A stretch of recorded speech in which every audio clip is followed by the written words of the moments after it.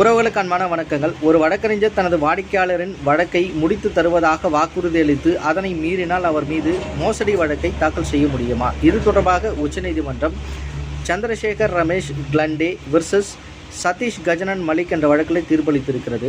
இப்போ ஒரு சிவில் வழக்கு சம்பந்தமாக தனது வாடிக்கையாளரிடம் நான் இந்த வழக்கை முடித்து தருகிறேன் என்று வாக்குறுதி அளித்து அந்த வழக்கறிஞர் அவர்கள் குறிப்பிட்ட தொகையை அந்த வாடிக்கையாளரிடம் பெற்றுக்கொண்டார். பிற்பாடு அந்த வழக்கை பற்றி அவர் எதுவுமே தகவல் கொடுக்கவில்லை, அந்த வாக்குறுதியை மீறினார் என்று சொல்லி அந்த வாடிக்கையாளர் அவர்கள் அந்த வழக்கறிஞர் மீது ஒரு மோசடி வழக்கை தாக்கல் செய்கிறார். அந்த வழக்கானது உயர்நீதிமன்றத்திலே நடக்கிறது. அந்த உயர்நீதிமன்றமானது வழக்கறிஞருக்கு சாதகமாக ஒரு தீர்ப்பை வழங்கிவிடுகிறது. இதனை எதிர்த்து அந்த வாடிக்கையாளர் அவர்கள் உச்சநீதிமன்றத்திலே அந்த வழக்கை தொடுக்கிறார்.